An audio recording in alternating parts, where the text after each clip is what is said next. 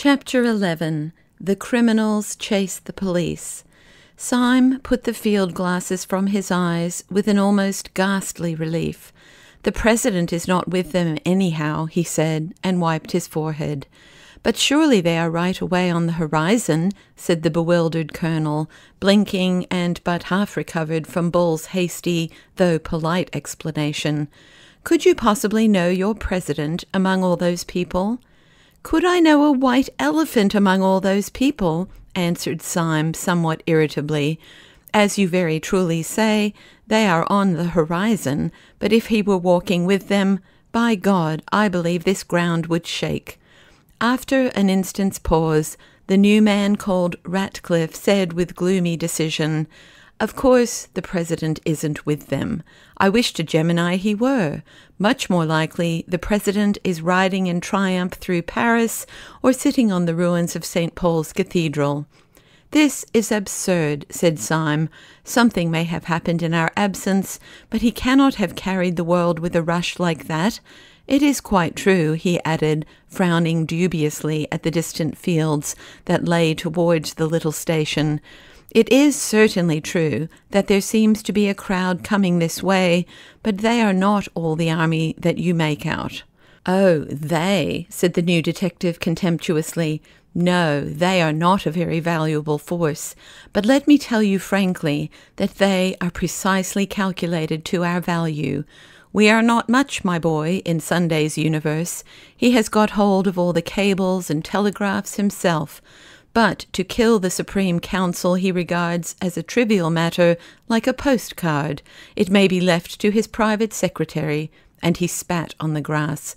Then he turned to the others and said, somewhat austerely, "There is a great deal to be said for death, but if anyone has any preference for the other alternative, I strongly advise him to walk after me." With these words, he turned his broad back and strode with silent energy towards the wood. The others gave one glance over their shoulders and saw that the dark cloud of men had detached itself from the station and was moving with a mysterious discipline across the plain.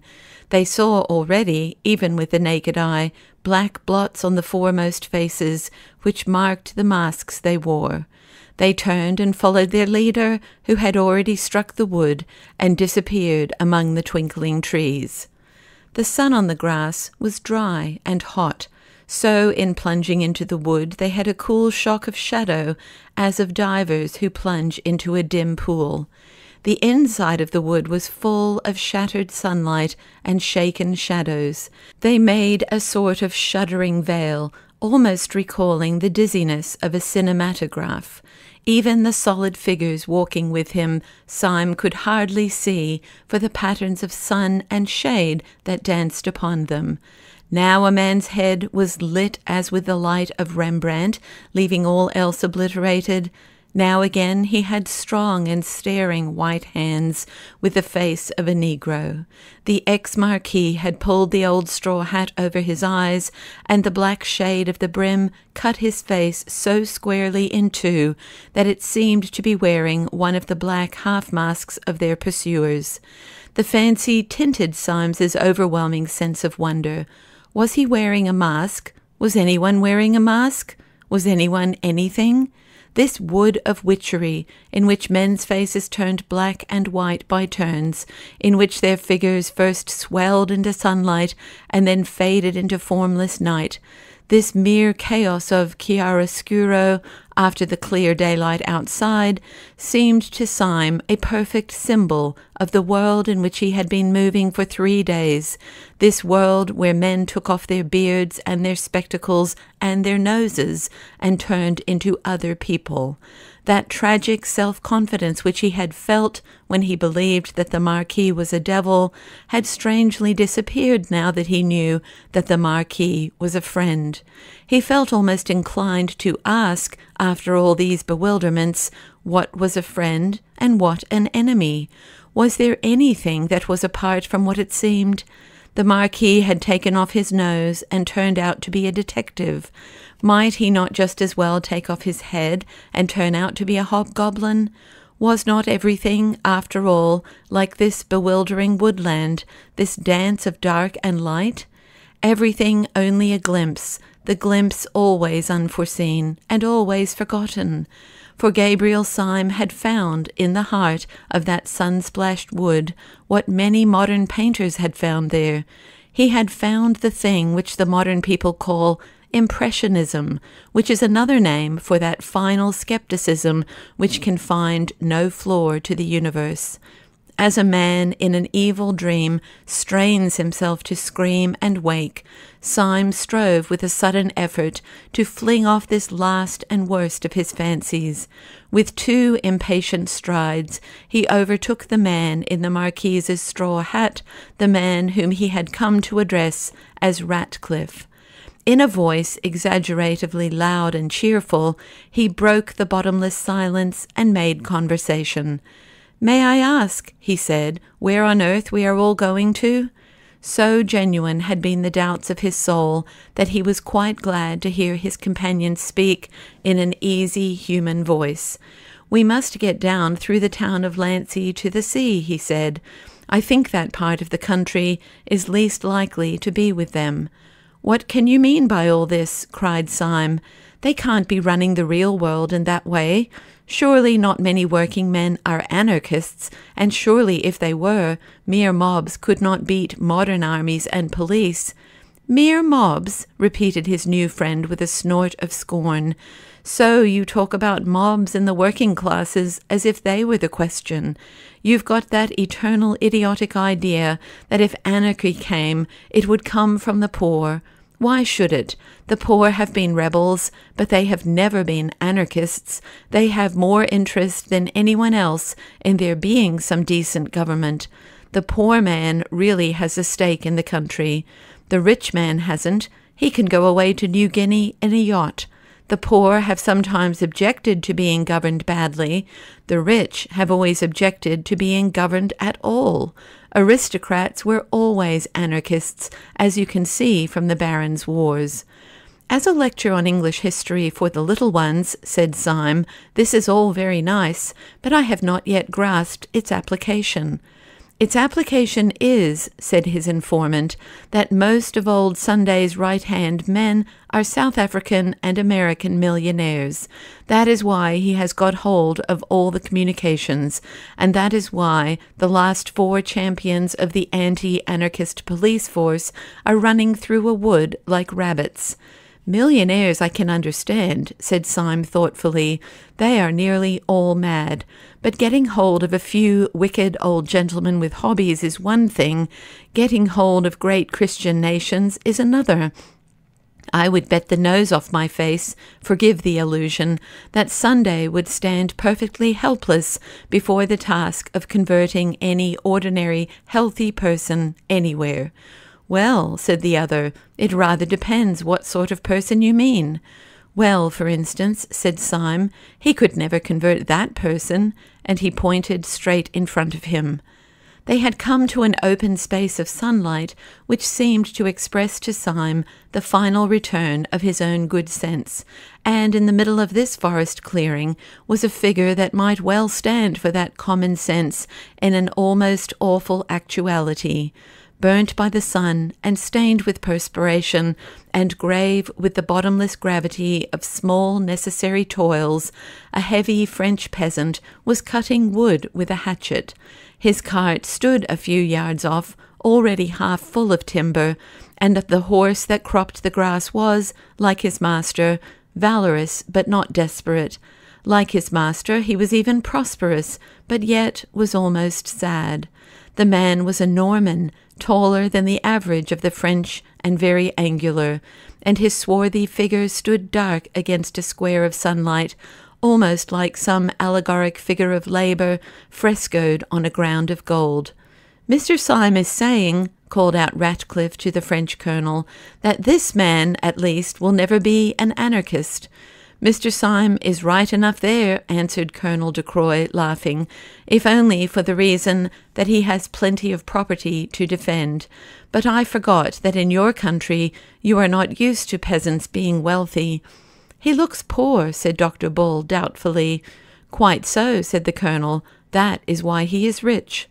"I have an idea," called out Dr. Bull suddenly. "How much would he take to give us a lift in his cart? Those dogs are all on foot, and we could soon leave them behind." "Oh, give him anything," said Syme eagerly. "I have piles of money on me." "That will never do," said the colonel. "He will never have any respect for you unless you drive a bargain." "Oh, if he haggles," began Bull impatiently. "He haggles because he is a free man," said the other. "You do not understand. He would not see the meaning of generosity. He is not being tipped." And even while they seemed to hear the heavy feet of their strange pursuers behind them, they had to stand and stamp while the French colonel talked to the French woodcutter with all the leisurely badinage and bickering of market day. At the end of the 4 minutes, however, they saw that the colonel was right, for the woodcutter entered into their plans, not with the vague servility of a tout too well paid, but with the seriousness of a solicitor who had been paid the proper fee. He told them that the best thing they could do was to make their way down to the little inn on the hills above Lancy, where the innkeeper, an old soldier who had become devout in his latter years, would be certain to sympathize with them and even to take risks in their support. The whole company, therefore, piled themselves on top of the stacks of wood and went rocking in the rude cart down the other and steeper side of the woodland. Heavy and ramshackle as was the vehicle, it was driven quickly enough, and they soon had the exhilarating impression of distancing altogether those, whoever they were, who were hunting them. For, after all, the riddle as to where the anarchists had got all these followers was still unsolved. One man's presence had sufficed for them. They had fled at the first sight of the deformed smile of the secretary. Syme, every now and then, looked back over his shoulder at the army on their track.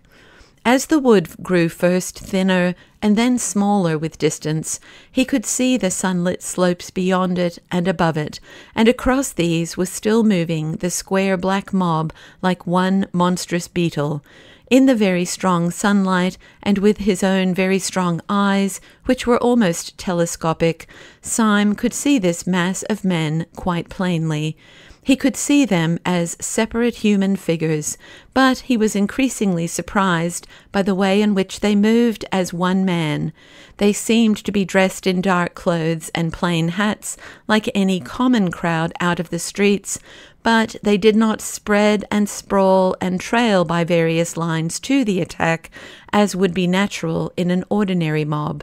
They moved with a sort of dreadful and wicked woodenness, like a staring army of automatons.